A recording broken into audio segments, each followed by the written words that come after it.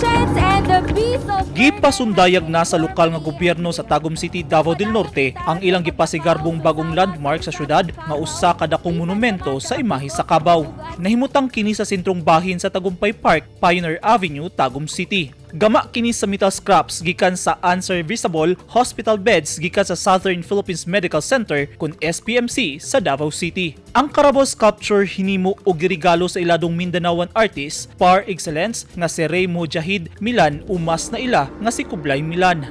Ang Carabao maoy nasudnong hayop sa Pilipinas nga nagpakita sa imahe sa kakugihan ug kalig-on gikan sa tradisyonal nga paggamit niini isip beast of burden. Sa among mga artists, walay basura. I call this process, ang term na ko ani is trash formers. We transform trash into works of art that can contain messages about society.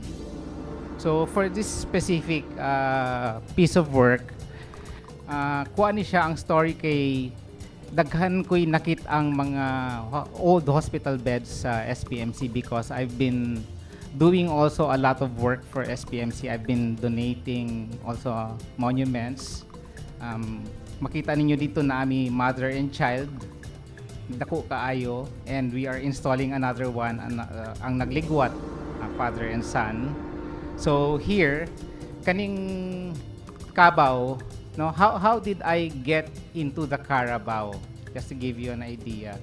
When I was looking at the hospital beds, no, these are not just hospital beds. No?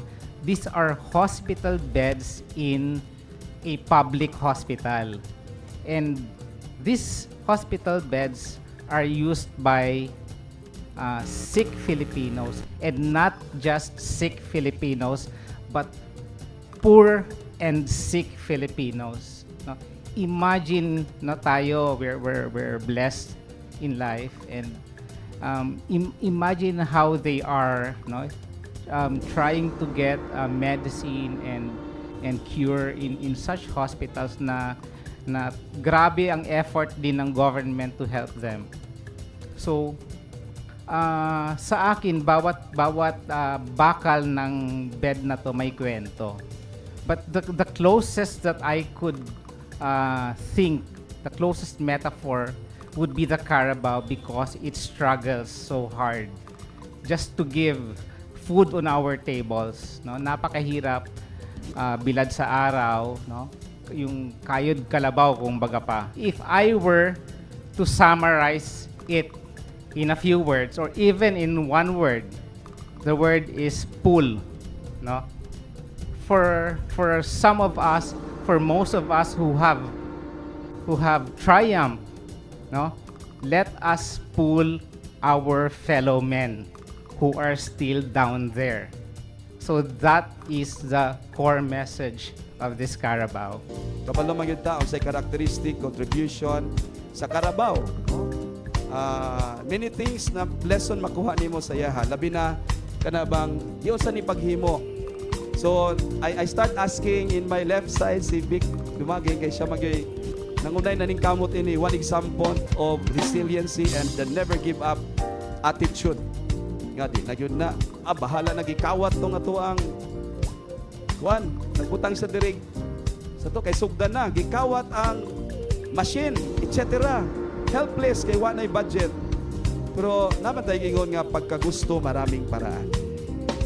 Nga nakakahiya kay kung I know, pagsugod niya, bago pa na diri, daming pinagdaanan, daming trials, daming challenges, daming mga give up na kublay. I know, maybe ako lang ang huna-huna.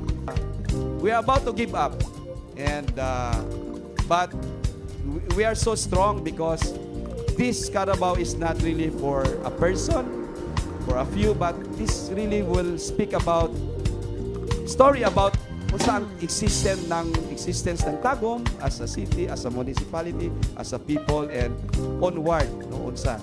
Nagsimbolo usab ang bagong monumento kung unsa kalig-on ang mga tagumenyo. Mamahimo na unya kining bagong atraksyon sa syudad nga makaagni og daghang dumuduong sa lugar. Busa nagpasalamat si Mayor Rillion sa tanang nagpaluyo niini aron hingpit nga mahatag sa lokal nga gobyerno ang Carabao Sculpture. Anaasab sa kalihukan sila Tagum City Vice Mayor Eva Lorraine Stabilio, Medical Center Chief 2 Ricardo Udan, Taguminyo Artist Victor Agustos Dumaging, mga miyembro sa Sandog Artist Guild, mga miyembro sa Tagum City Historical Culture and Arts Council ug LGU Tagum Department Heads ug mga empleyado. Eugene Hinutan, Newsline Philippines, Davao Region. Stay safe.